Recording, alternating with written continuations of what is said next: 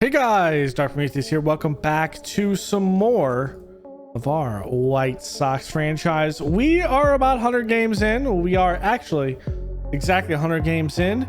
We are 46 and 64. If you didn't see our draft, here's what it is. Freddie Castro was our first round pick, and our best pick is Robert Michel. We'll call him Michel for that one. So today we're going to see some pitching prospects. We're going to start at the majors with a guy here. We'll do some player lock with a couple of minor league pitchers, and then we will go from there into the off season and see what we have there. But first, Ezekiel Duran there, softly hit and easily playable at second. Miguel Vargas up here against Bruce Miller, and he sits down after looking at that strike on the outside corner. Evan Carter batting third, and that is a chopper to third, handled masterfully there, and that will end it. Today we're going to be looking at our first pitching prospect look, or our pitching evaluation for Jonathan Cannon, who's our best pitcher right now, an 8-4 record. Kind of a shocker that it is him, and he starts off with a good ground ball over to third to get that one. JP Crawford up to bat, 0-2 count, and swing and a miss on that cutter. We have Teal playing catcher, because remember we had the injury at catcher, so another rookie coming in and having to play while Montgomery is over on short, as that one is a short one over to right field. But we battle back and get that strike upstairs, and we get the call. And now we will go into the top of the second. Andrew Vaughn catches a high ball deep into left field. We got more under that than anything, and it stops at the warning track. Joey Gallo here. We don't know if he's going to be back next year. I like Joey Gallo and what he gives to this team in the DH, but that time it is swinging for a sinker and missing.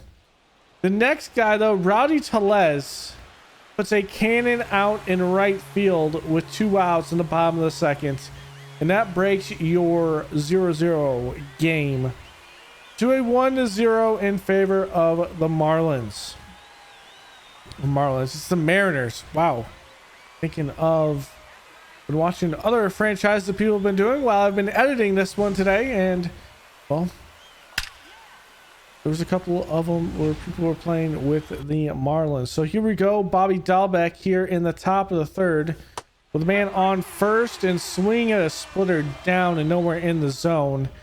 And then Ezekiel Duran high into left shallow and able to be tracked down in shallow left center. And we leave one stranded. Bottom of the third with 1 out, 0-2 counts, and getting Victor Robles to chase that one. A nice sweeper to the outside. Going to the top of the fourth now, and that's going to be hit right at second. Can't be handled. They're going to call this one an error as Andrew Vaughn hustles that out. We have a 2-out single at the top of the fourth. Next up is Joey Gallo. He missed a sinker earlier in the game, and here's a sweeper just too early on it.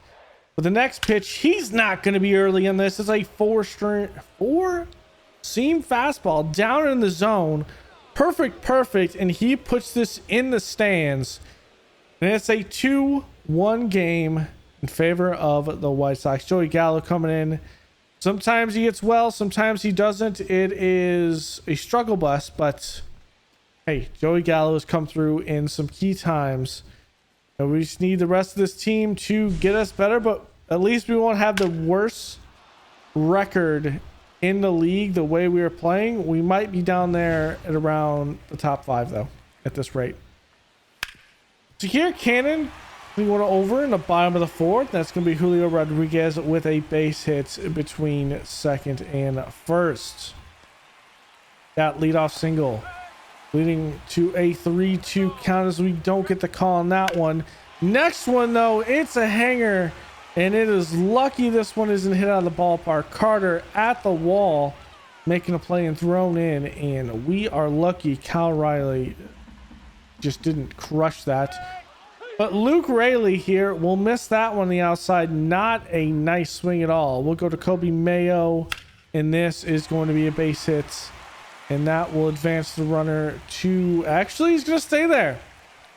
He is going to stay there and not challenge the arm. Here's Rowdy Tellez though, and we missed this one. A cutter that could have been called either way, and it's the bases loaded, so we're going to have a mound visit.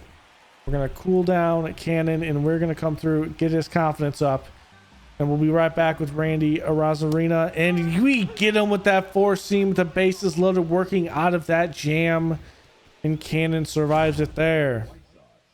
We're going to bring in another guy we just traded for his first game here, Ben Joyce, and we'll see what he has. A young pitcher, as that's a sinker high and up in the zone, skied over to right. Carter will make an easy play on that one. Al Riley, and that is going to be a 101 mile an hour four seam fastball in the zone. Luke Rayleigh here, and that one's hit. That's inside, and he pulls that, and that one's going to be out to a tie ball game. So Ben Joyce just, he pitches fast, he pitches hard, but unfortunately you don't get what we need there, and it's a tie ball game here in the bottom of the sixth. Going through here, one more walk there as Joyce works out of the inning against Tellez, and now we have Kyle Teal, bottom, or actually top of the eighth here, lead off runner, and that's hung there. It's a slider up in the zone. It has a chance, and that's gone just over the wall by 10 feet. That's enough to go over the wall, and there it is, the rookie getting us ahead, his fourth of the season. He's been playing for about a month to a month and a half now with some of the injuries at catcher. We put him in, and he has played very, very well for us. That makes it a 3-2 game in the top of the eighth. Matt Brash is the one that gives up that one, and it is handshakes and claps all around in the dugout to see that one. That is a nice fair ball. So James Karenchik comes in the bottom of the eighth, and a 1-out walk. Cal comes in, good fast throw there to Montgomery, and the runner will advance. Still going here, and that's going to be over to Montgomery. He's not going to be able to make the play. Runner does hesitate, but the play isn't at third, and we're going to put in the closer at this point to try to work out of this jam. It will be Penn Murphy. 5 save opportunities. Has only blown one save this season with a 3.52 ERA. Here with a 1-2 count, that's going to be up, and that's going to be a double play, and we get out of the jam there. Murphy comes strong and maintains a 3-2 game. Coming back in the bottom of the ninth, Kobe Mayo giving that a ride out into deep center left, or left center I should say. Next batter here, Rowdy Tellez, doesn't get all of it. A very chopped ball that doesn't even make it the pitcher. And next one, 1-2 count, and we get him swinging on the slurve. We take this one against the Mariners. Good show off here. We see a little bit of Ben Joyce, and I think Cannon will be a guy that does stay in this rotation going into the future. So first, we're going to see Hagen Smith out on the mound, and then we're going to go to Noah Schultz. Both of these will be player control, so we won't be full games here, and we'll see what they can go and do out at AAA. One of these guys is going to be promoted up to the majors, and this is their eval. So Hagen Smith, 5-8 with a 5.34 ERA. And here we go. Starts it off with a four-seam fastball inside and high. Get Ryan Valde to be looking at that one. Jose Fermin. That is going to be a single up the middle. And that's, we'll put a man on first. 3-2 count. Next one, it is a slider looking for Lucan Baker. And coming back next, Thomas Segues on 2-2 count. That's out, and that will fall in to right center, and it'll be runners on the corners. 0-2 count. Need one more, and that's going to be chopped and hacked sky high The foul ball pop out that is caught behind the plate. So we get out of that one. Moving to the top of the second, a runner stealing here, and that is none other. So this is Corey Lee behind the plate after promoting Teal up to the MLB, but here it is, top of the second, 2 guys on, 1 run will score with this RBI double, and that will break that tie. Trying to work out of this. Jose Ferman will be behind that fastball, and we only allow 1 run to score. We bounce back pretty well. Offense does score 2 for us going into the top of the third, and we're going to lead off with a single. Next batter here, Thomas Seguis, and he will have one out in left. So 2 on and no out, working in the top of the third, and we are struggling with Hayden Smith right now, but Ross Rotundo chases that one low, and we get the first out. Next one here, Ramon Mendoza. That one hit hard down the line. That's going to score at least 1. Hits the wall. Hagen Smith is cussing to himself, but here is 1. It's thrown, and he's out. So we do keep the 2-2 game with a great throw by Gladney over in left.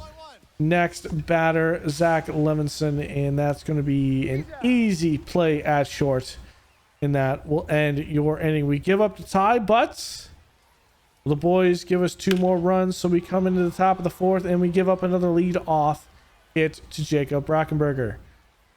De La Cruz up next, swinging and a miss. That's outside corner magic, and we need more of that. Ryan Valde with a full count, and that is not playable at second, but it is playable at first. And we go to Jose Ferman again. 2-2 count, and he's fishing for a splitter outside the zone. And that will be the end of your inning. It's also going to be the end of the stint for Hagen Smith. I think it was a decent one at this. I do like Smith there, but we do have some issues like between him and do we really pull up him or Schultz? Noah Schultz, I think, is a little bit more refined, and we will see him out on the mound in this next game. There he is. He's a towering of a man as we come out here and play Memphis. Our third showcase, we see Schultz here. We didn't get the stats, unfortunately, because I think I skipped through it.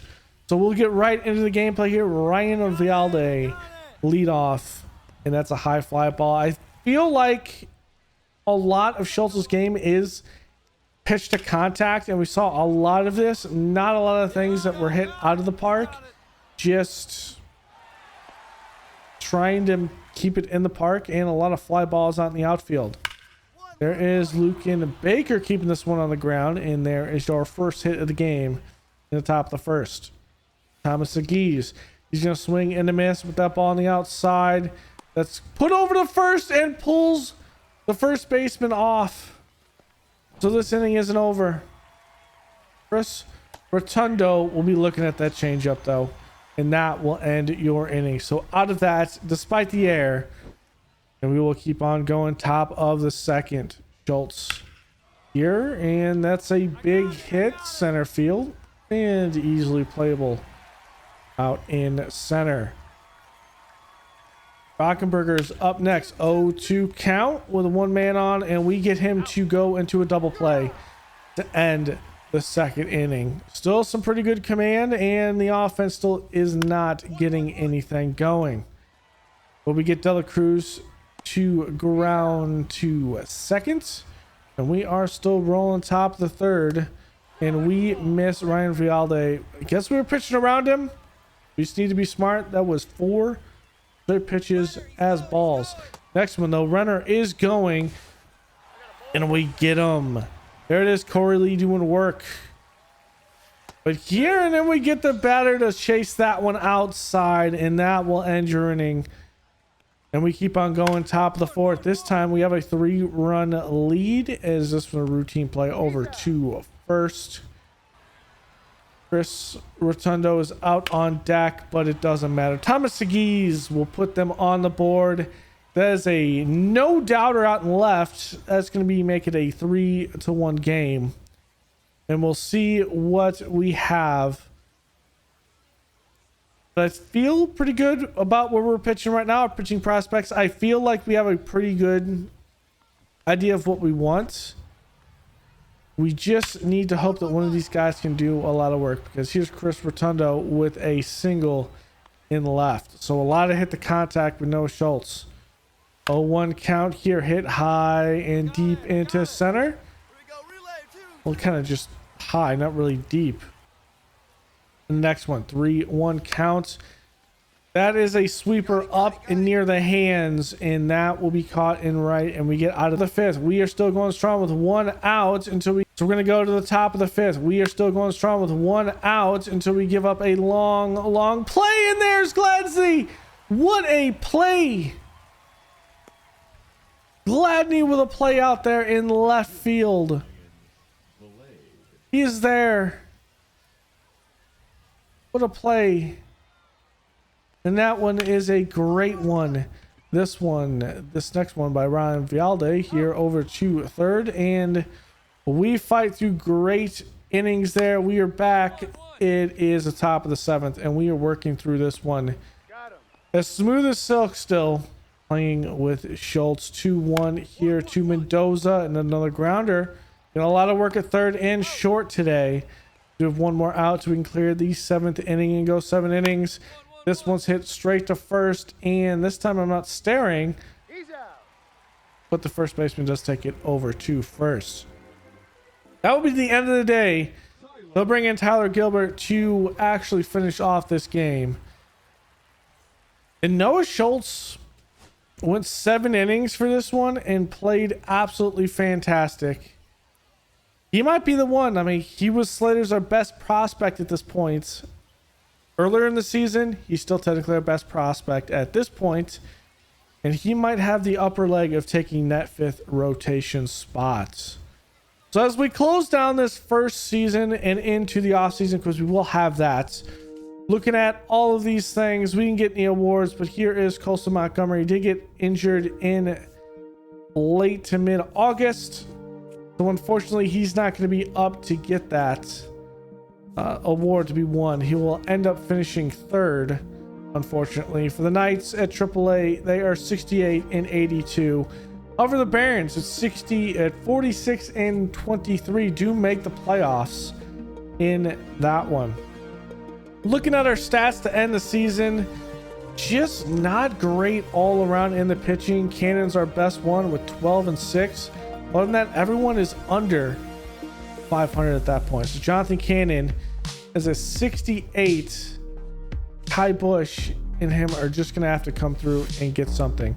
James Karinchak at 29 years old, probably our best arm ERA wise, that had as many innings as he pitched. Ben Joyce is going to be a centerpiece for this bullpen going forward.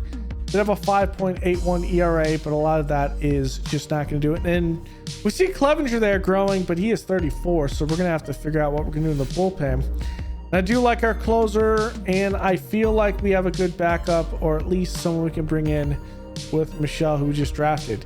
Teal's going to be up for next season, up to a 72. And I thought he did a pretty decent job batting 209 as a rookie, having to come up and play at the MLB level. Matt Thies, who's 29, not the greatest, batting 173 this year, even in role playing. Andrew Vaughn, he's slowly going up. He might be a trade prospect going at the trade deadline next year, depending on how it is. Only batted 225 this season, and it didn't look good. Joey Gallo, even at that, was even worse playing our DH. Leon Sosa, a surprise one here. That's 235 for us. That was a surprise. 235 with 15 home runs. Ezekiel Duran will be the future, though, at second base or any place we need him on the field. He can pretty much play everything but center. And we'll see what he goes through as time goes on. The Miguel Vargas, he may not be at the majors next season, but he will be back in at least our organization. Bobby Dalbeck, who played third, batted 227 and 20 home runs, even though he's supposed to have more power than that. But we have him locked up till 2030. Did have 53 RBIs. He just needs to be more consistent. Josh Rojas comes in and just lacks consistency. Colston Montgomery will be a guy that obviously is up at the majors. He's growing 222, 46 RBIs and 12 homers. Did get injured, unfortunately, mid in August. Brooks Baldwin found his way up to the majors last season. He was brought up, I think, at the end of the season because we put someone on IR, so it's not really a big thing. Evan Carter, going to be a future out in left or right. We might use him for speed out in center. Didn't bat the greatest at 210, but he has room to grow. Michael Taylor, a shocker this season, played pretty decently well. He is up there in age. Dominic Fletcher might be someone that we do have a return candidate. 308 batted there. Doesn't have a lot of home runs, not very consistent in other places in scoring runs, but the 294 there is great for Slater as well. When we look at the depth chart, we are not looking great. We have things to think about with Bryce Wilson, Davis Martin. I want to bring in at least one pitcher in the rotation that can actually be an ace. I want to bring a couple bullpen arms. We got to think about DH. We need to think about some of the outfielders. And for us, we can't spend a ton of money. Now we're at 60 to 70 million on our players. And I think I want to push maybe to about 100 to 110 for player salary looking at next year. Not trying to moneyball this, but it's just what's realistic as we continue to need to win. We're looking at the playoffs. I mean, nothing's really a shocker for the most part here. Have to see how this works out as we sim forward and see, but I mean, at this point, it's not really a shocker for any of these teams. I think the biggest one is probably in the National League. We finished the year 72 and 90, which is actually pretty interesting. We got 72 and 90. It makes us around the bottom 8 team, so that puts us at 22 in the league. The shocker is the Cubs went 81 and 81 and missed the playoffs. They missed the playoffs. That is crazy with the talent they had on that Cubs team. To only go 500, that is insane. So let's go through this and sim the playoffs. Then we'll go into the off season, and then from there we'll preview these stats. So it is a Cleveland win over the Brewers, it looks like, in that series. And there it is right there. They will take home the trophy 4-2 in that one. No real shockers at all in the series. Well, Cleveland beat Minnesota in 7 games. So that was one there. World Series MVP, you saw it there. Santander is the MVP in the American League. We're only going to look at the American League. There's Cy Young, Sobel, Bregman, the batting title. As we go through this, we're hoping to see some more guys. There's Colson Montgomery at 3 for Rookie of the Year because of that injury. Let's shut him down the rest of the season. We don't see a lot of stuff here. Andrew Vaughn does have a Gold Glove, at least at third, at first base. And then Bobby Delbeck has a third at third base.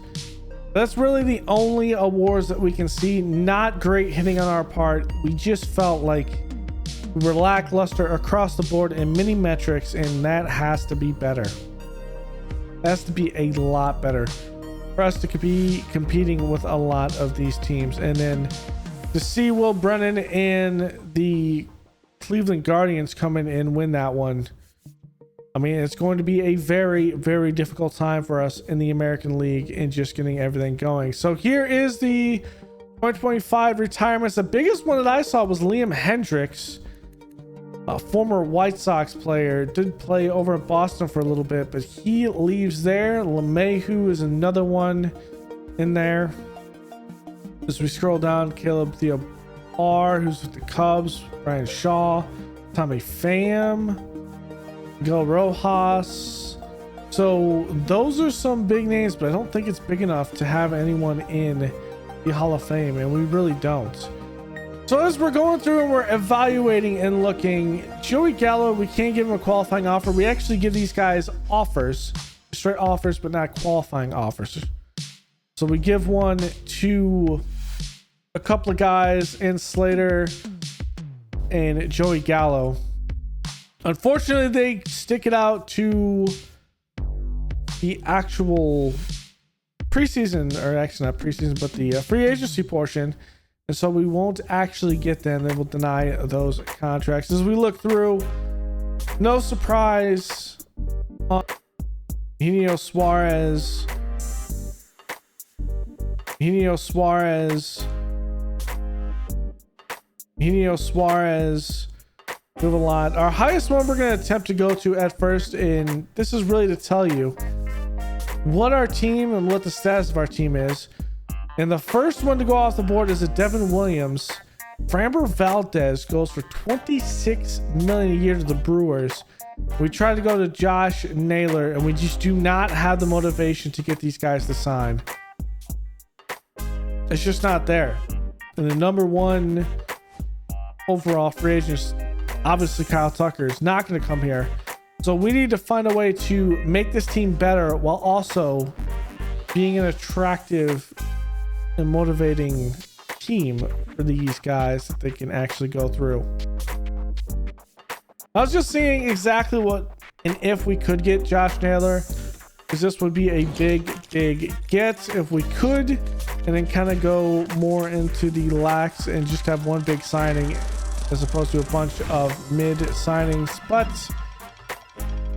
as a phone call comes in, he is going to go to the Blue Jays and take over for Vladimir Guerrero. There's Kyle Tucker, a $36.4 million deal for 9 years with the Marlins, or the Mariners, I think that was. Michael King for $27 million.